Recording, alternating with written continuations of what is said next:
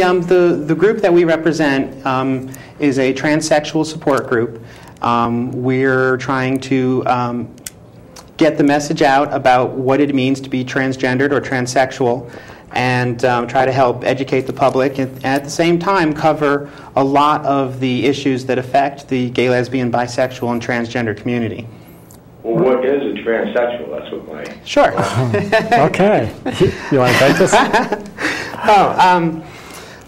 Transsexual is a term that refers to a person that when they're born, the doctor labels them male or female based on their genitalia, but there's a whole nother aspect to your identity in your brain sex, they basically call it.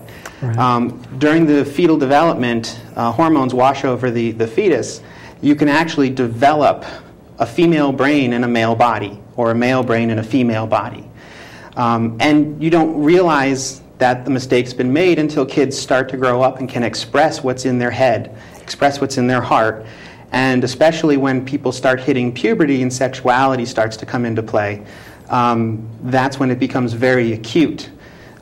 There's no way to rewire the brain, so the only recourse from the medical community is to help you change your social role, help you change your physical appearance, to bring it in line with who you really are on the inside. Yeah. So, very nice. How about I grow up and I start getting thirsty, I start drinking, I turn into an alcoholic. Was I born an alcoholic? You were. Was it biological, or was it a choice? That's one of the ongoing questions. They certainly do believe that there are addictive personalities who lend themselves more readily to addictive behavior. Right. They do make a distinction between, the behavior and the existence, but we're not talking about a behavior. Right. The analogy would be, I'm assuming you're a heterosexual male. Yeah. How do you know that? I said I was assuming. It was a guess. Yeah, I know. How did you assume? You didn't see me. No, I didn't. But given the state of your question, statistically, we can sort of assume that because. Why? Because of my question. No. Right. Well, no. But just from a statistic standpoint, that's if you're going to default to something, you default to the biggest number, which is what you would be. So. There are certainly more heterosexuals than homosexuals or bisexuals out there from a sexual orientation standpoint. Right. And the transgender community is a small portion of the overall population. And that's why a lot of people don't know much about it, because it doesn't get a lot of play in the press. So, well, I still don't understand. Transgender, are you homosexual? No. Your gender identity is independent from your sexual orientation. When you get up in the morning, I'm betting you don't have an urge to put on earrings and to put on makeup and to wear heels. No, I shave. There's something very primal, something very primary about your identity, who you are. If I was to ask you how you knew you were attracted to women and not men, I'm sure you feel very strongly that you're not attracted to men. No, I convince myself. I like boobs, man. Okay. So I always like that. Right. And I look at another man. I mean, I can tell you right now, Brad Pitt's a handsome guy, but I wouldn't want to go to bed with him. Right. You're not. You can recognize he's a handsome man, but you're not sexually attracted to him. Right. Yes, he is handsome.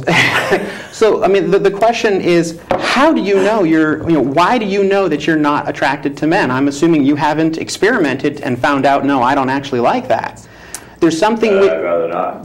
Exactly. It is sort of intrinsic. There's something intrinsic is the word. There's something intrinsic in who you are that you know your identity. You know what you are comfortable being, what you're comfortable expressing, and what you're comfortable being seen as in how you fit into society. I know what turns me on, Good. Right, and it's along the same lines. It's a difficult thing to try and justify to somebody that this is who I am, this is intrinsically who I am.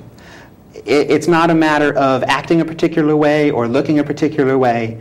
My brain was wired not as male, even if I was born with XY chromosomes. And The why,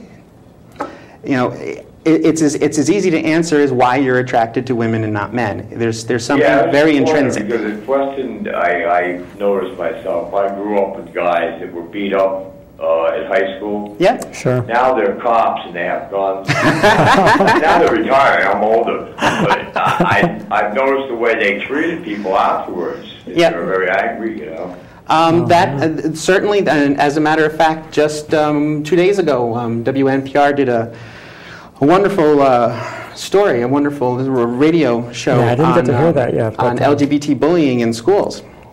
Bullying is definitely a big problem, and sure. if it's not dealt with in a healthy way, it can cause a lot of repressed anger, a lot of repressed rage. They shouldn't give them a gun and a club. And there's also, I think, a tendency to sometimes try and find a police officer is a protective role. If these people were picked on as kids, now they're trying to protect people. There's something very connected about that. Yeah, I believe in protecting people, but I've seen overzealous. I mean, sure.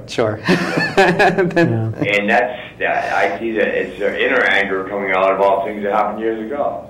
Right, and that actually raises a good point that if you try to repress and deny who you are, what you've experienced, in some of those cases, maybe sure. The hurt feelings from being picked on, it will come out in bad ways. Right. Whether it's self-destructive behavior or violence or other problems. If you try to repress and deny and ignore the issues you're dealing with, they bubble up in ways you don't want them to. That's right. Absolutely right. So I'll let you go and have more questions. Thank you. Feel free to ask. Thank you for calling. Bye. Bye-bye. We've had a very patient caller on line too. Yeah. Good evening, nlcTrans. You're on the air. Good evening, ladies. Hello. Good evening. How are you? Good. Good. That's good. How's your day going today? Very nice, thank you. Yeah, and yours? I just want to ask you, you keep putting your hand over your hair. Why don't you put a bobby pin in it? Oh, you mean this? Yeah. I have. You know what? I have barrettes in my purse, but. Or you can get a haircut. Put it, shorter. I know. It's. I'm training my hair. I'm training my hair to stay. You're training your hair. Oh. It's just not quite long enough to tuck behind the ear yet. Yeah, that's right. You tuck it right behind your ear. Yeah, and I'm sort of getting used to being one-eyed too. Oh, okay. All right. It's very fashionable. Yeah. All right. Have a good evening. Have a good evening. Thank you. Bye. Thanks for calling. Okay. Well, that was interesting. Okay. Yes, I do play with my hair a lot because I'm sorry. It's just been unfortunate that they've caught you doing it. I try to do it when the camera's on you. I know. But hey, so anyway, okay. So that was interesting. Yeah, that was good. Hopefully he calls back with more questions if he wants to. Yeah. Well, staying at home first.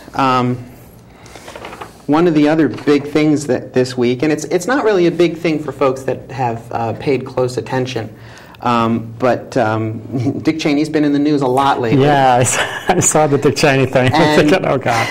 And one of the things that he copped to this week in an interview, which people have pointed out is not a change in his stance necessarily, but it's just something he didn't vocalize when he was Bush's vice president.